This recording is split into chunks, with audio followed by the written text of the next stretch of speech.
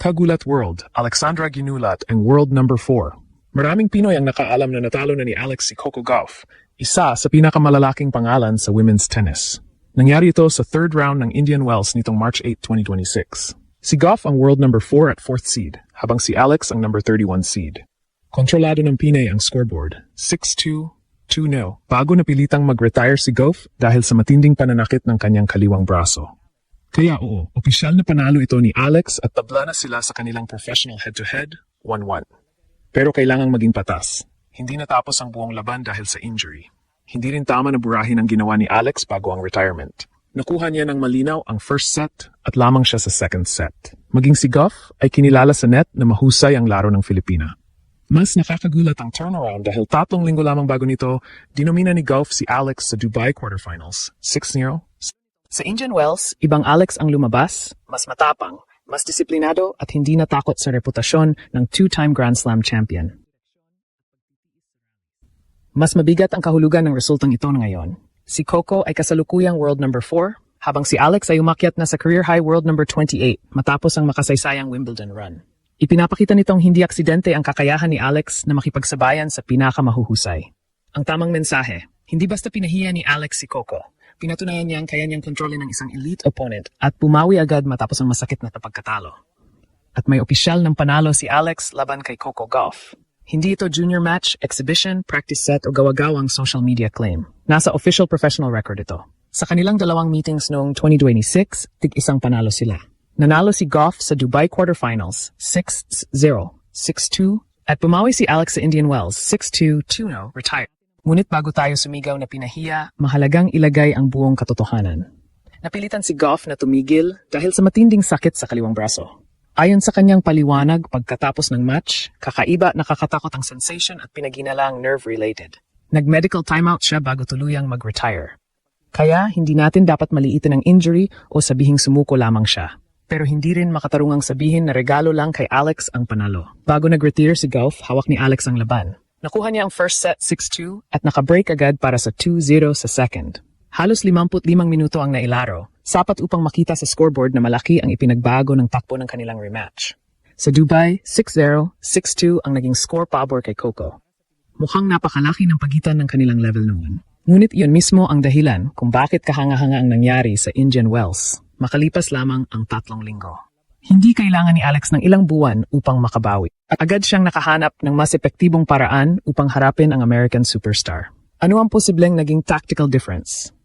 Una, ipinahiwatig ng 6-2 opening set na hindi hinayaan ni Alex na kontrolin agad ni Gauff ang mga puntos.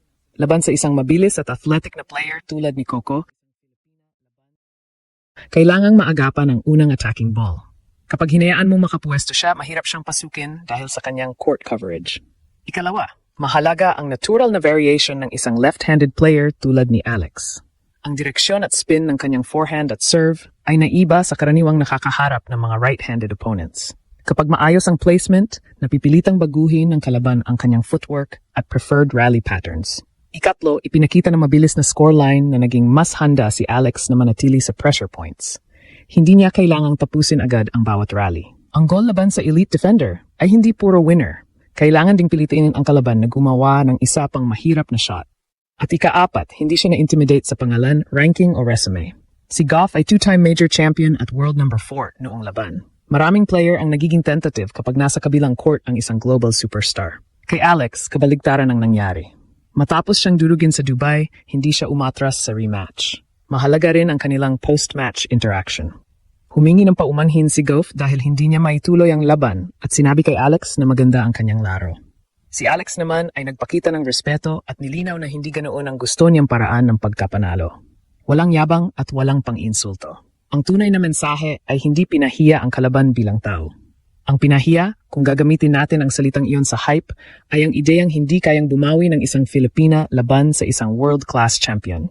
Pagkatapos nito, umabante si Alex sa Indian Wells round of 16 kung saan natalo siya kay Linda Noskova, 6-2, 6-0. Mahalaga ring banggitin iyon dahil bahagi ng paglago ang mabilis na pag-aaral mula sa tagumpay at pagkatalo. Hindi naging instant champion si Alex dahil tinalo niya si Coco. Pero nakakuha siya ng isa pang napapalaking patunay na ang kanyang ceiling ay hindi limitado sa pagiging magandang kuwento lamang. Ngayon, bakit muling napakalakas ng dating ng panalong ito? Dahil pareho ng mas mataas ang estado ni na Alex at Coco Gauff, makalipas ang ilang buwan. Sa latest official WTA rankings, si Gauff ay world number 4, habang si Alex ay nasa career high number 28. Ibig sabihin, ang panalo ng Pinay ay hindi laban sa isang dating sikat na player na pababa na. Panalo iyon laban sa isang atletang nananatili sa elite tier ng women's tennis. Mas lalo pang tumaas ang kredibilidad ni Alex matapos ang kanyang historic Wimbledon 2026 campaign. Nakarating siya sa 4th round ng isang Grand Slam sa unang pagkakataon at tinalo niya ang defending champion na si Iga Swiatek sa center court. Iniulat ng Reuters na naging isa siya sa pinakakapanapanabik na kuwento sa Women's Tour, kasabay ng pagdami ng crowds na sumusunod sa kanyang fearless tennis at warm personality. Kapag pinagsama ang mga resulta, lumalabas ang malinaw na pattern. Hindi lang isang top player ang kaya niyang gulatin. May kakayahan siyang mag-adjust sa iba't ibang klase ng champion. Laban kay Gauff, mahalaga ang paghawak sa opening exchanges, pagbabago ng direksyon, at pagtitiis sa rallies. Laban kay Swiatek, kailangan ng tapang sa baseline at composure sa pinakamalaking court. Iba ang matchup, pero pareho ang mensahe. Hindi nanginginig si Alex kapag celebrity o Grand Slam champion ang nasa kabilang panig.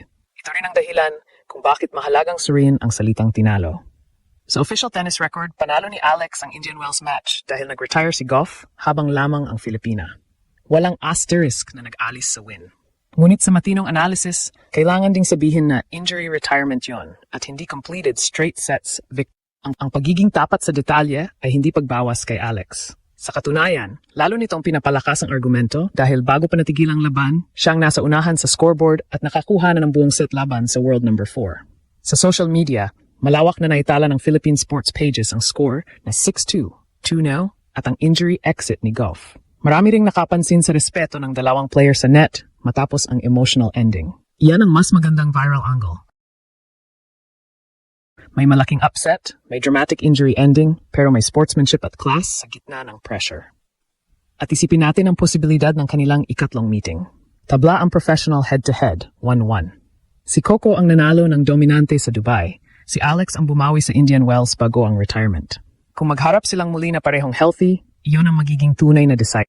Doon natin makikita kung kaya bang ulitin ni Alex ang matapang na execution na gumana sa California at kung paano naman mag-a-adjust si Gauff gamit ang kanyang athletic defense, powerful backhand at championship experience. Para sa Pilipinas, ang pinakamalaking takeaway ay hindi lang natalo na pala ni Alex si Coco. Ang mas malaking kuwento ay kung gaano kabilis matuto si Alex. Mula 0-6, 2-6 sa Dubai, tumalon siya sa 6-2, 2-0 lead sa loob lamang ng 3 linggo. Iyan ang development na hinahanap sa isang future elite player. Mabilis tumanggap ng leksyon, hindi natatakot sa rematch, at kayang baguhin ang execution sa pinakamataas na stage.